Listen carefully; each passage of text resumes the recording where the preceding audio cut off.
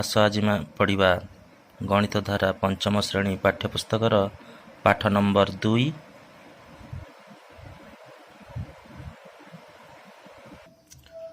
ବିଗତ ଦିନରେ ଆମେ ପ୍ରୋଟ୍ରାକ୍ଟର, ସ୍କେଲ ଏବଂ ପେନସିଲ ଦ୍ୱାରା ଆୟତଚିତ୍ର ଅଙ୍କନ କରିଥିଲେ। ଆସ ଆଜି ଜାଣିବା ସେଟ୍ ସ୍କୋୟାର, ସ୍କେଲ ଏବଂ ପେନସିଲ ଦ୍ୱାରା କିଭଳି ଭାବରେ ଆୟତଚିତ୍ର ଅଙ୍କନ କରାଯାଏ ତାହାର ସୋପାନ ବିଷୟରେ ଆଲୋଚନା କରିବା। ତୁମ ଗଣିତ ବହିର 23 ନମ୍ବର ପୃଷ୍ଠାରେ ଗୋଟେ ଦତ୍ତ ଆୟତଚିତ୍ର ଅଛି, ଯାହାର କ ଖ ବାହୁ 2 ସେଣ୍ଟିମିଟର ଏବଂ କ ଗ ବାହୁ 6 ସେଣ୍ଟିମିଟର। ଆସ ଏହି ଦତ୍ତ ଆୟତଚିତ୍ରଟିର ଅଙ୍କନର ସମସ୍ତ ସୋପାନ ଗୁଡ଼ିକୁ ବୁଝିବା। ବହିରେ ଯେଭଳି ସୋପାନ ଗୁଡ଼ିକ ଦିଆଯାଇଛି, ଠିକ୍ ସେହିପରି ସୋପାନରେ ମଧ୍ୟ ଆମେ ଏହି ଆୟତଚିତ୍ରଟିକୁ ଅଙ୍କନ କରିବା।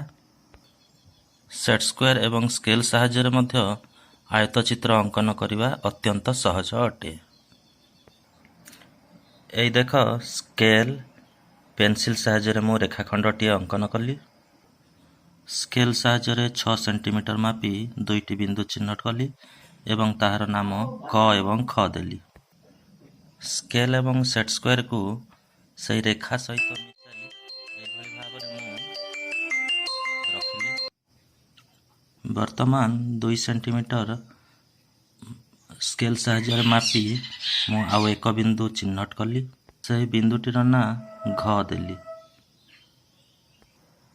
ଠିକ୍ ସେହିପରି ଖ ବିନ୍ଦୁରେ ମଧ୍ୟ ସ୍କେଲ ଏବଂ ସେଟ୍ ସ୍କୋୟାର ରଖି 2 ସେଣ୍ଟିମିଟର ମାପିଲି ଏବଂ ରେଖାଖଣ୍ଡଟି ଅଙ୍କନ କଲି। ପାଇଥିବା ବିନ୍ଦୁର ନାଁ ଗ ଦେଲି। ବର୍ତ୍ତମାନ ଗରୁ ଘକୁ ସ୍କେଲ ସାହାଯ୍ୟରେ ଅନ୍ୟ ଏକ ବାହୁ ଅଙ୍କନ କଲି। ବର୍ତ୍ତମାନ କ ଖ ଗ ଘ ଏକ ଆବଶ୍ୟକୀୟ ଆୟତକ୍ଷେତ୍ର, ଯାହାର କ ଖ ବାହୁ 6 ସେଣ୍ଟିମିଟର, ଖ ଗ ବାହୁ 2 ସେଣ୍ଟିମିଟର, ଗ ଘ ବାହୁ 6 ସେଣ୍ଟିମିଟର, କ ଘ ବାହୁ 2 ସେଣ୍ଟିମିଟର ଓ ପ୍ରତ୍ୟେକ କୋଣ 90 ଡିଗ୍ରୀ। ପିଲାମାନେ, ବହିର ସୋପାନ ଗୁଡ଼ିକୁ ଆମେ ଲକ୍ଷ୍ୟ କରିବା ଏବଂ ଠିକ୍ ଏହିପରି ଭାବରେ ଆମେ ଆୟତକ୍ଷେତ୍ର ଅଙ୍କନ କରିପାରିବା। ତୁମ ବହିର ଅଭ୍ୟାସ କାର୍ଯ୍ୟରେ 2ଟି ପ୍ରଶ୍ନ ଦିଆଯାଇଛି। ଆଶା କରେ ନିଶ୍ଚିତ ଭାବରେ ଏହି ପ୍ରଶ୍ନ ଗୁଡ଼ିକୁ ନିଜେ ସମାଧାନ କରିବ ଏବଂ ଶିକ୍ଷକଙ୍କ ସହିତ